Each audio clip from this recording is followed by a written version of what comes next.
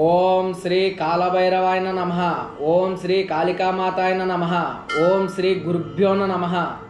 కాలభైరవ తాంత్రిక YouTube ఛానల్కి స్వాగతం. మనం ఈరోజు తెలుసుకోబోయే విధానం మరుగుమందు.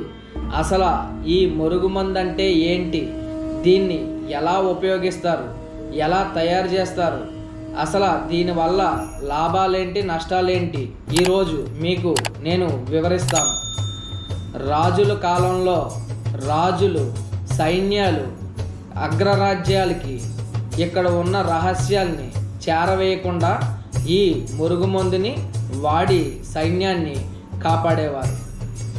తర్వాత ఇది పూర్వంలో భార్యాభర్తలు ఇడిపోయేటప్పుడు, భార్యాభర్తలకి గొడవలు వచ్చి ఇడిపోయేటప్పుడు ఏం చేసేవారంటే ఈ మురుగుమందుని తెప్పించి ఇది అన్నంలో కానీ జ్యూస్లో కానీ పలహారాల్లో కానీ కలిపి భర్తకి పెట్టించేవారు. ఇది తిన్న భర్త భార్య చెప్పినట్టు వినేవాడు. ఇది పూర్వంలో అలా ఉపయోగించేవారు. ఈ కలియుగంలో ఈ మురుగుమందు అనేది ఎవరు పడితే వాళ్ళు ఉపయోగిస్తున్నారు. దీనివల్ల సరైన మరుగుమందు ఇవ్వకుండా చాలామంది మోసం చేస్తున్నారు. అసలు ఈ మరుగుమందు ఎలా తయారు చేస్తారో మీకు నేను చెప్తాను.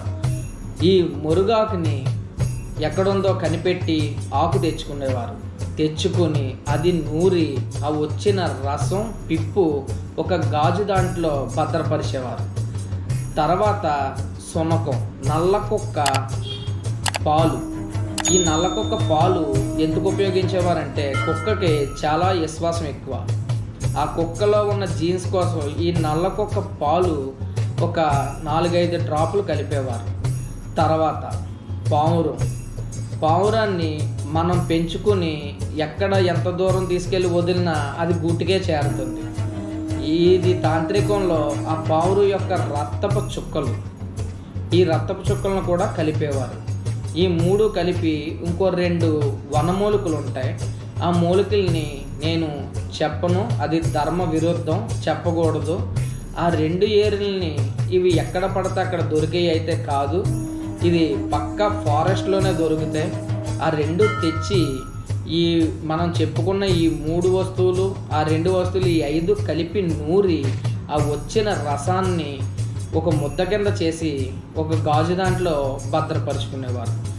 నైట్ పడుకుని తెల్లవారుజామున వచ్చే యూరిన్ డ్రాప్స్ ఒక దాంట్లో భద్రపరుచుకుని ఎప్పుడైతే భార్య భర్తకు కానీ భర్త భార్యకు కానీ పెడదామని అనుకుంటారో ఆ రోజు యూరిన్ డ్రాప్స్ కలిపి ఒక 2-3 గంటలు నీళ్ళలో నానబెట్టి మట్టి ప్రమిదిలో నానబెట్టాలి.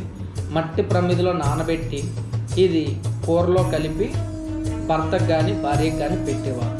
ఇది పెట్టగానే ఒక 20 రోజుల నుంచి 30 రోజుల లోపు భార్య భర్త మాట, భర్త భార్య మాట వినడం జరిగేది. ఇది ఒక విధానం.